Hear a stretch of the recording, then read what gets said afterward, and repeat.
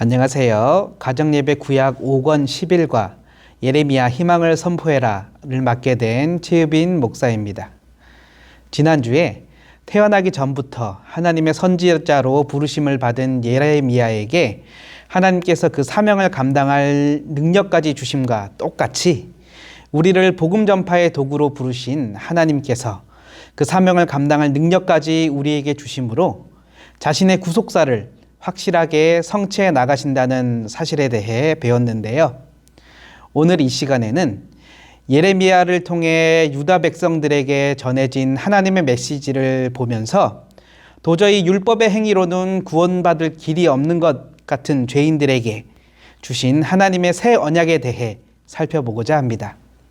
앞에 포인트, 하나님은 우리 마음에 율법을 쓰실 것과 성령을 우리 안에 거하게 하실 것을 약속하신다를 중점적으로 생각하시고 공부해 주시면 되겠습니다.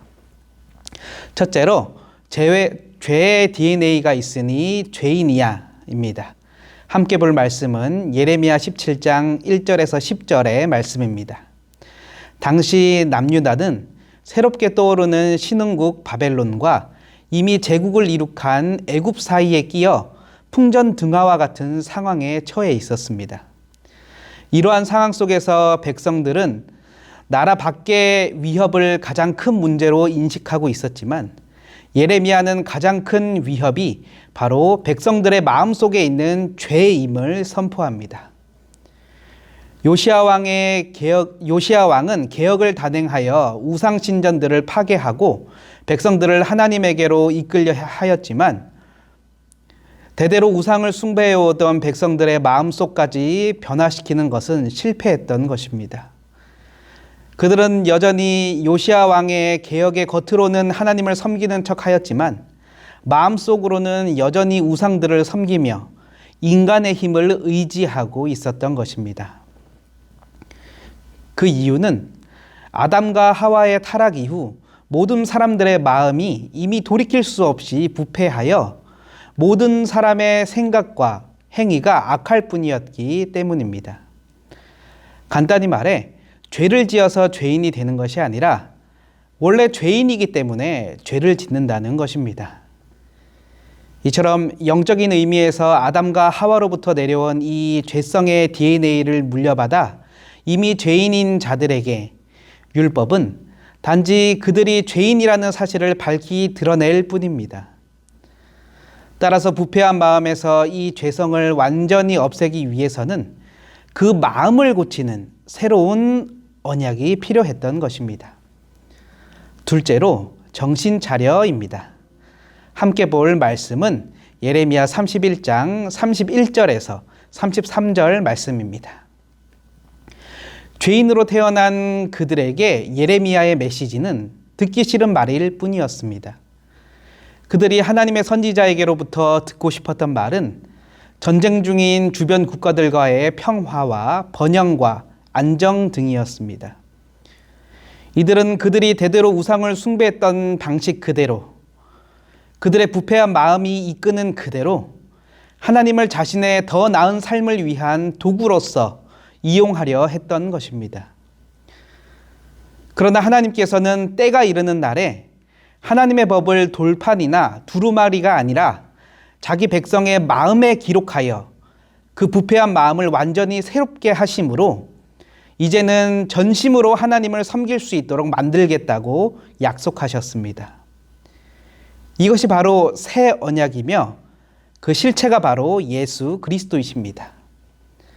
따라서 이 새 언약 아래에 속한 백성은 단지 천국에 가기 위해 예수님을 믿기로 선택하는 자가 아니라 그 부패한 마음이 완전히 새롭게 되어 전심으로 하나님을 섬길 수 있는 자가 되는 것입니다. 셋째로 새 언약을 줄게입니다.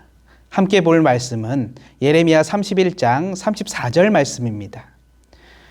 하나님께서 친히 약속하신 새 언약을 받아 그 마음이 새롭게 된 백성은 이제 하나님을 진실로 알고 창조주 하나님과 교제하며 살아가는 놀라운 특권을 누리며 살아가게 됩니다. 그리고 마침내 저 천국에서 우리는 하나님을 어떠한 방해도 없이 아주 잘 알게 되어 그 하나님과 완벽하고 완전하게 친밀한 교제를 나누는 진정한 행복을 누리며 살아갈 수 있게 되는 것입니다.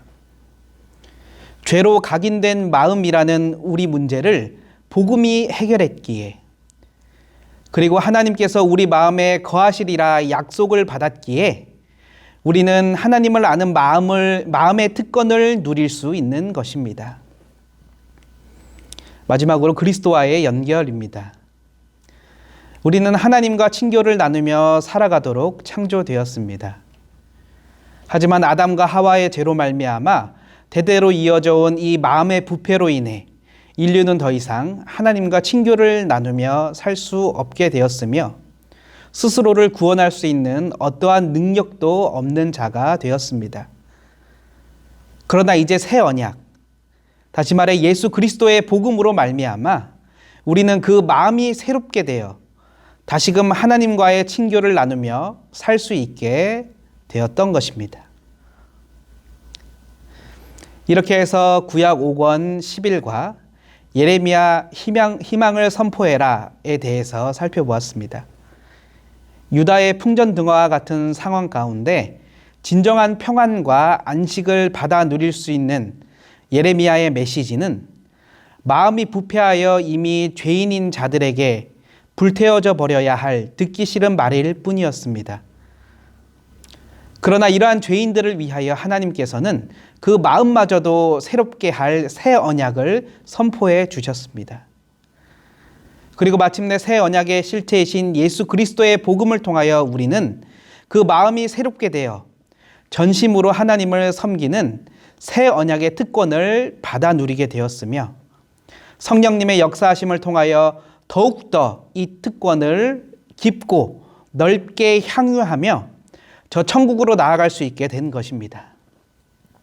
따라서 그 마음의 역사하시는 성령님의 강력한 역사하심을 통하여 더욱더 하나님을 잘 섬기게 되는 이 성도의 진정한 행복과 특권을 받아 누리며 하루하루를 기쁨으로 살아가는 동시에 마침내 저 천국에서 완벽하고 완전하게 하나님을 섬기는 이 특별한 특권을 누리게 되시는 모든 경향의 성도님들 되시기 바랍니다.